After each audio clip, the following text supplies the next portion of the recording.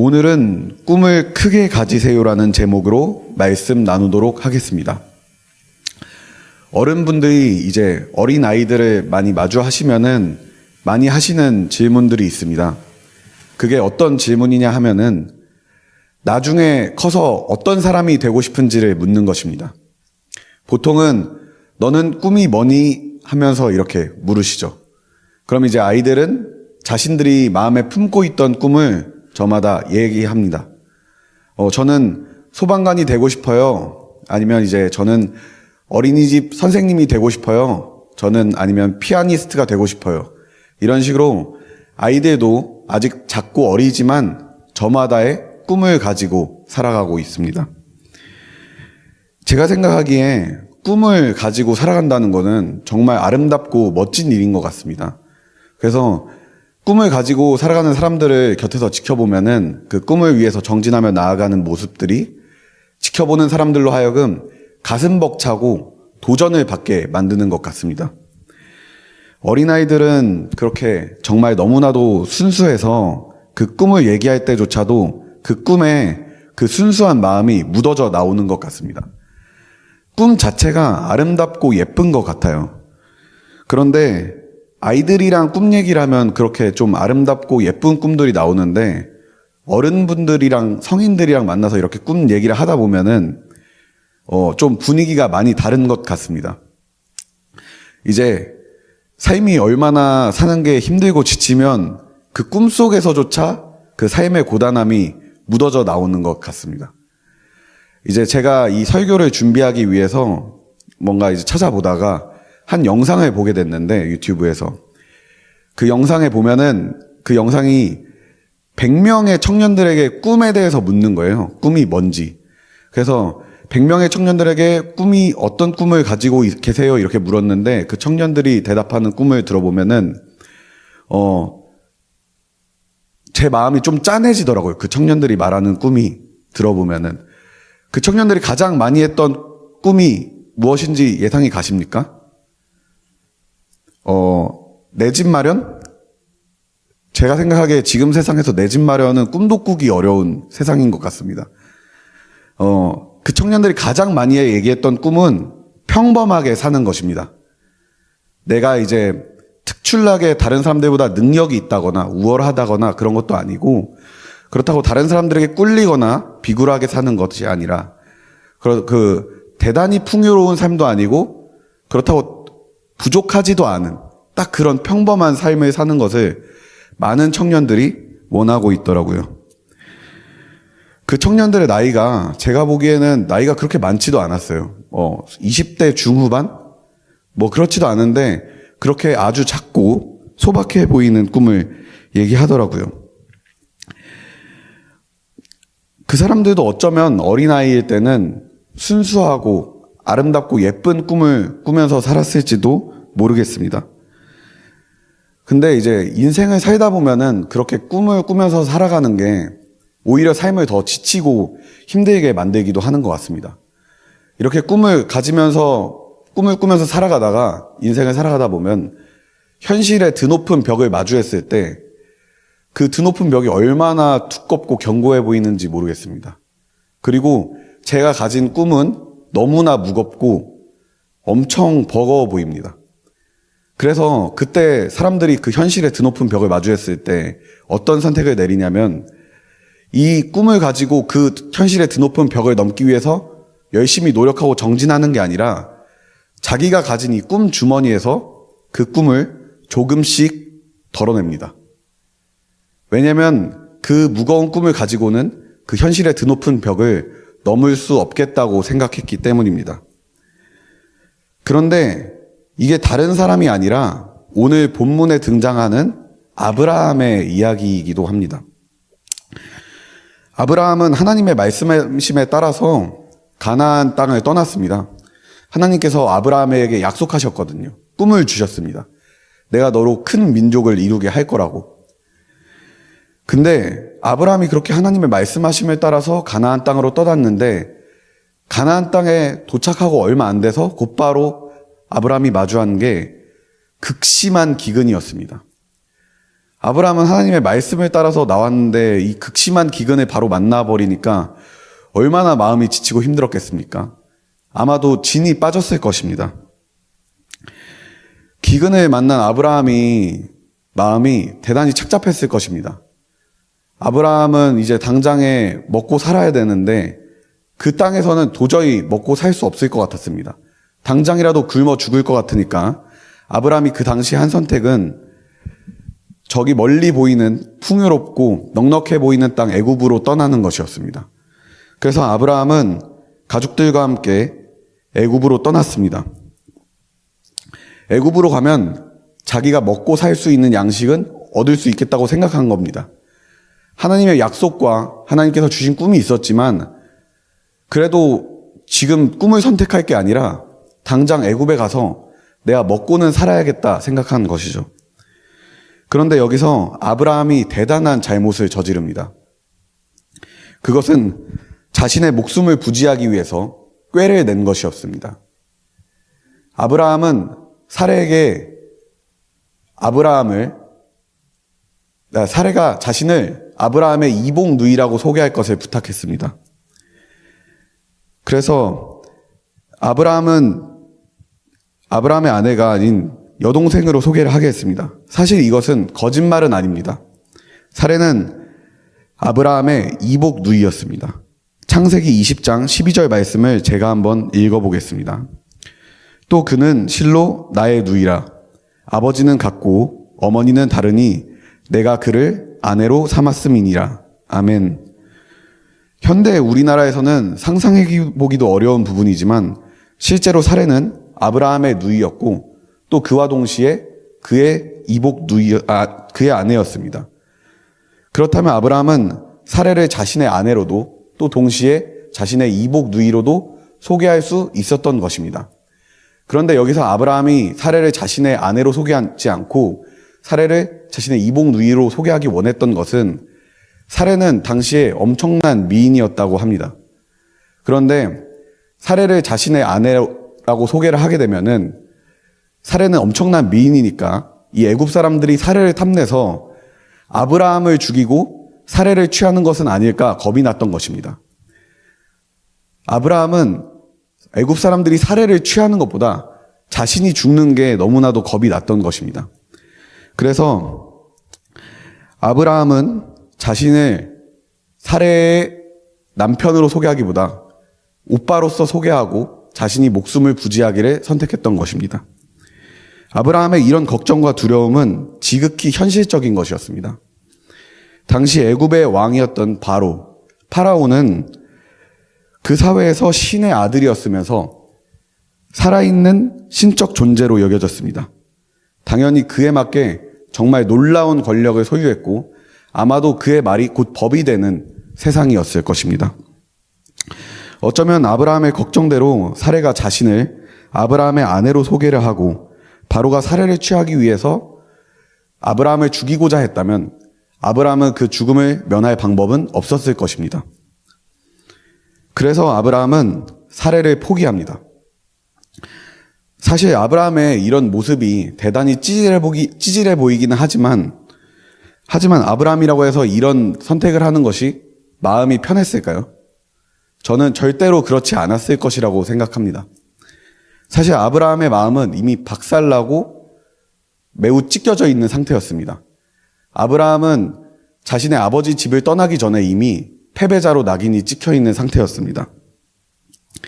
아브라함은 75세에 아버지의 집을 떠나게 되었는데 그 당시까지도 자식이 없었습니다.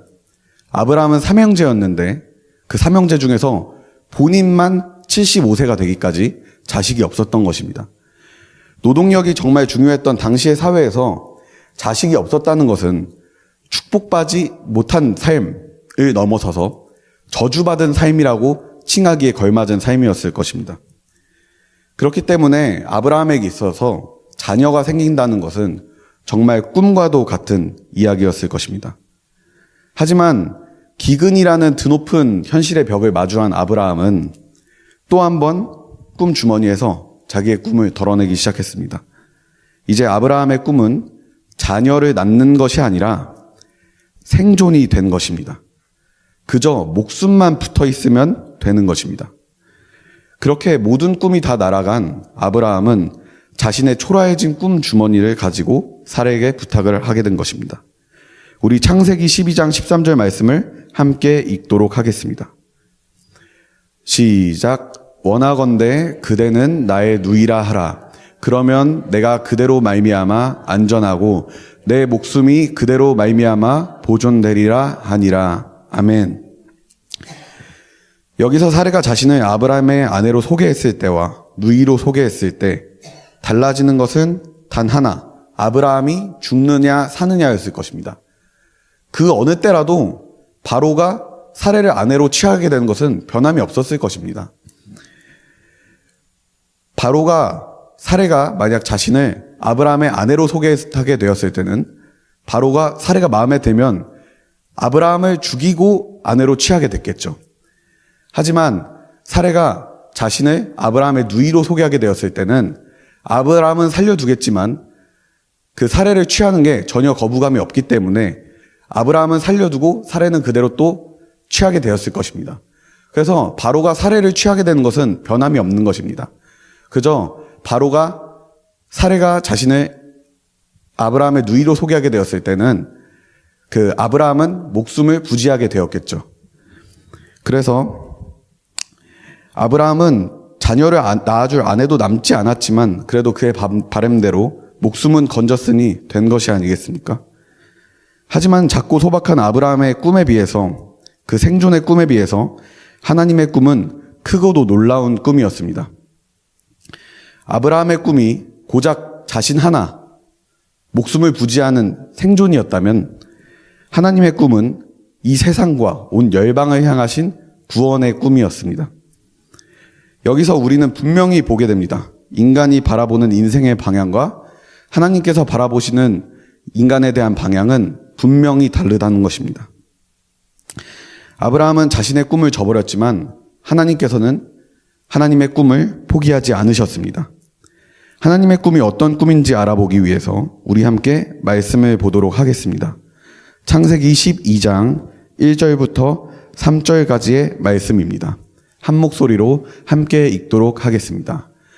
여호와께서 아브라함에게 이르시되 너는 너의 고향과 친척과 아버지의 집을 떠나 내가 내게 보여줄 땅으로 가라.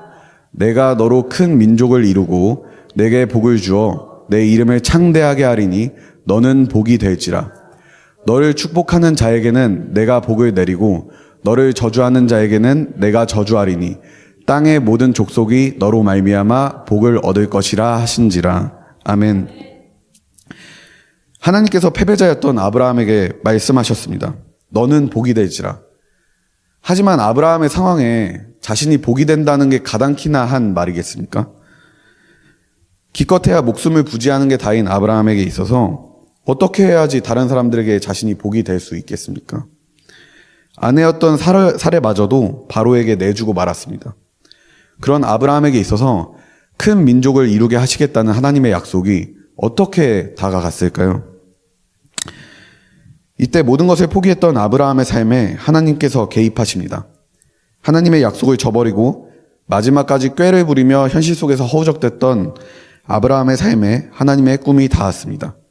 창세기 12장 17절의 말씀을 제가 읽도록 하겠습니다. 여호와께서 아브라함의 아내 사레의 일로 바로와 그 집에 큰 재앙을 내리신지라. 아멘. 이것은 아브라함이 잘했기 때문에 하나님께서 일하신 것이 아니고 또 그렇다고 해서 바로가 큰 잘못을 저질렀기 때문에 그 집에 재앙을 내리신 것도 아닙니다. 그저 하나님께서는 차근차근 그분의 꿈을 이뤄가신 것입니다. 하나님께서는 사람이 약속을 저버렸다고 해서 그 약속을 거두시는 분이 아니십니다. 오직 신실함으로 그 약속하신 바를 다 이루시는 분이 신실하신 하나님이십니다. 하나님께서는 사람과 다르게 그 꿈 주머니에서 조금도 꿈을 덜어내지 않으십니다.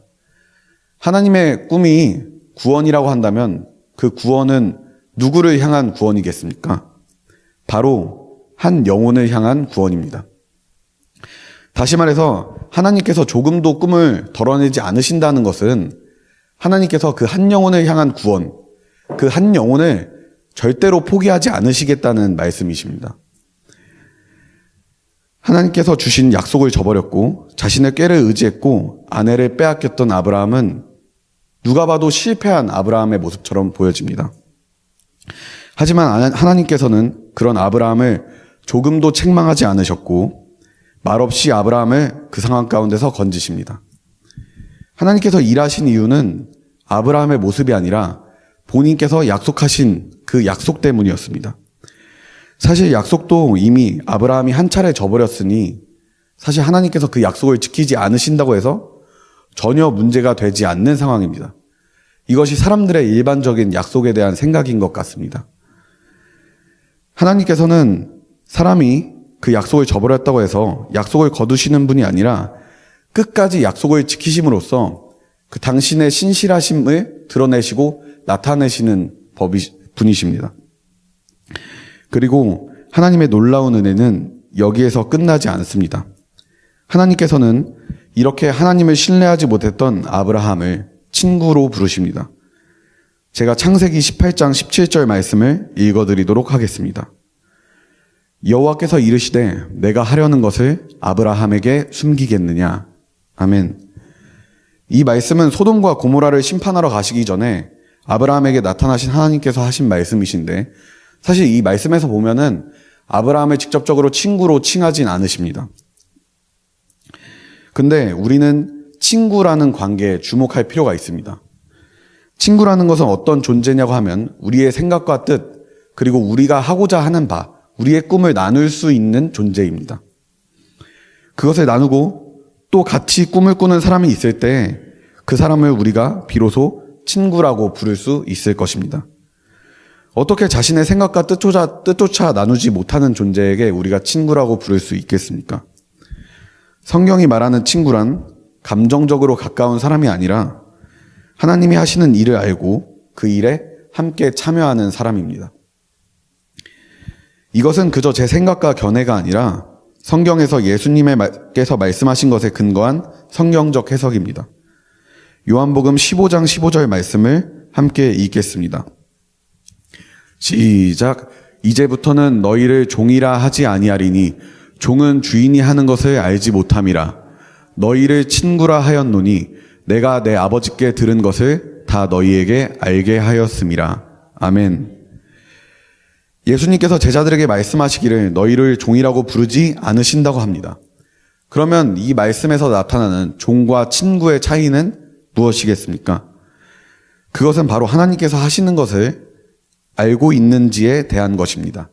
그 이루고자 하시는 일, 하나님께서 꾸시는 꿈, 성도님들께서는 그것이 무엇인지 알고 있으십니까? 태초부터 아브라함의 때, 그리고 다윗의 때, 예수님께서 이 세상에 오시고 나서 지금에 이르기까지 하나님께서는 그 꿈이 한 번도 흐트러진 적이 없으시며 그 꿈을 덜어내신 적도 없으시고 언제나 동일한 꿈을 계속해서 꾸고 계십니다.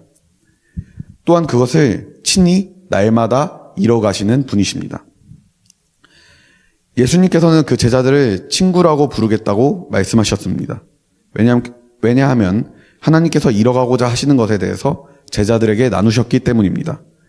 우리가 방금 전에 읽었던 요한복음 15장 15절 앞부분에 나오는 말씀을 함께 읽도록 하겠습니다. 요한복음 15장 12절부터 14절까지의 말씀입니다. 내 계명은 곧 내가 너희를 사랑한 것 같이 너희도 서로 사랑하라 하는 이것이니라. 사람이 친구를 위하여 자기 목숨을 버리면 이보다 더 큰 사랑이 없나니 너희는 내가 명하는 대로 행하면 곧 나의 친구라. 아멘. 예수님께서는 우리가 서로를 진정으로 사랑하게 되기를 원하십니다. 그렇게 우리가 서로를 사랑하게 되었을 때 예수님의 친구가 될 수 있다고 합니다. 그런데 우리의 삶이 과연 사랑이랑 어울리는 삶입니까? 마치 아브라함처럼 깨어지고 무너져 내리지는 않았습니까? 그래서 우리는 스스로를 돌아보면 예수님의 친구라기보다는 여전히 종처럼 혹은 오늘 하루에 우리의 목숨을 부지하기 위해서 살아가는 생존자처럼 여겨지고 있는 것 같습니다. 오늘의 설교를 시작할 때 제가 꿈 얘기를 했었죠. 여러분, 우리가 꿈을 크게 가졌으면 좋겠습니다. 마치 아브라함처럼 입에 풀칠하기에만 급급했던 우리의 모습도 있었을 것입니다. 어떤 아름답고 가슴 벅찬 꿈이 아니라 그저 생존이 평범하게 사는 것이 꿈이 되었던 때도 있었을 것입니다. 하지만 하나님께서는 우리를 고작 나 혼자 잘 먹고 잘 살고 그저 생존하고 목숨만 부지하기 위해서 우리를 부르신 것이 아닙니다. 그렇게 예수 그리스도를 믿는 믿음을 우리의 생존을 위해서 허락하신 것이 아닙니다. 이 순간 하나님께서는 우리를 그분의 뜻과 계획, 그 놀라운 꿈 안으로 들어오게 하시고 또 동참하게 하십니다. 아브라함을 신실하게 품으시고 동행하셨던 것처럼 한없이 방황하는 우리의 영혼에 대하여 그 약속을 신실하게 이행하십니다. 그리고 우리에게 같은 꿈을 꾸게 하십니다. 크고 놀랍고 대단하고 멋지고 아름다운 꿈을 우리에게 함께 꾸게 하시는 것입니다. 그저 나 하나 생존하기에 급급했던 아브라함이 하나님의 수많은 사람들을 영원히 살게 하는 위대한 구원의 역사의 한 줄기 속으로 자리하게 하셨던 것처럼 우리 역시도 고작 나 하나 잘 먹고 잘 사는 것이 아니라 많은 영혼들을 살리고 사랑하는 사람들로 오늘 이 자리에 부르셨습니다. 아브라함은 하나님께서 허락하신 소망과 비전을 저버리고 생존을 위해서 애굽으로 향했습니다. 그리고 실제로 그가 그곳에서 기대할 수 있던 것은 그저 생존하는 것뿐이었습니다. 아내를 바로에게 내어주고 목숨을 부지했지만 하나님께서 아브라함에게 약속하셨던 큰 민족은 꿈도 꿀 수 없었습니다. 어쩌면 아브라함이 하나님의 말씀을 듣고서 가나안 땅으로 향하게 되었을 때는 지푸라기라도 잡는 심정으로 향했던 것일 수도 있겠습니다. 그리고 조금의 기대와 희망을 품게 했던 하나님의 약속은 가나안 땅을 떠나 애굽으로 향하겠다던 아브라함에게는 전혀 상상해도 볼 수도 없는 이야기가 되었습니다. 하지만 오늘 말씀드린 대로 하나님께서는 그 꿈을 저버리지 않으시고 하나님과 그의 아내 사례를 통해서 하나님께서 말씀하신 내 씨 이삭을 허락하시고 이삭을 통해서 야곱이 그리고 야곱을 통해서 이스라엘이라는 큰 민족을 이루게 하십니다. 하나님은 그렇게 약속하신 것과 아브라함에게 꿈꾸게 하신 모든 것들을 하나도 빠짐없이 다 이루셨습니다. 하나님의 꿈은 결코 작고 보잘것없는 것이 아닙니다. 너무나 아름답고 멋진 꿈입니다. 아브라함의 생각은 그저 한 사람의 생존, 나 혼자 잘 먹고 잘 사는 것에 그쳤지만 하나님의 꿈은 아브라함 한 사람을 통하여 그리고 예수 그리스도 한 사람을 통하여 이 온 땅이 열방이 예수 그리스도의 사랑을 경험하고 그 영광 안에서 구원을 얻게 되는 놀라운 꿈입니다. 주님의 나라와 주님의 의가 실현되는 정말 멋지고 아름다운 꿈입니다. 하나님과 같은 꿈을 꾸는 것, 그리고 그 아름다운 멋진 꿈을 따라 사는 것은 당연히 멋지고 놀라운 일이 아니겠습니까? 그 모든 것이 다 그대로 이루어지기 때문에 너무나 즐겁고 멋진 일일 것입니다. 아브라함은 100세의 이삭을 얻었고 요셉은 노예로 팔려간 애굽에서 총리로 일하게 됩니다. 그리고 돌아오게 하리라고 말씀하셨던 대로 바벨론에 갔던 이스라엘 백성들은 다시 돌아오게 됩니다. 그리고 성전을 짓고 주님을 예배했으며 예루살렘 성벽을 재건했습니다. 그들의 모습 속에서 얼마나 가슴 벅차고 즐거움들이 묻어나왔겠습니까? 그리고 하나님께서 약속하셨던 대로 예수 그리스도가 이 땅에 오셔서 우리를 대신하여 십자가에 매달려 죽으시고 하나님께서 기뻐하시는 오늘의 예배를, 하나님과의 관계를 오늘날의 우리에게도 선물하셨습니다. 예수님께서 십자가에 달리셔서 하셨던 다 이루셨다는 그 말씀대로 그 꿈이 지금 우리에게 임했습니다. 저는 하나님께 오늘의 이 예배가 그토록 원하셨던, 그토록 꿈꾸셨던 순간임을 확신합니다.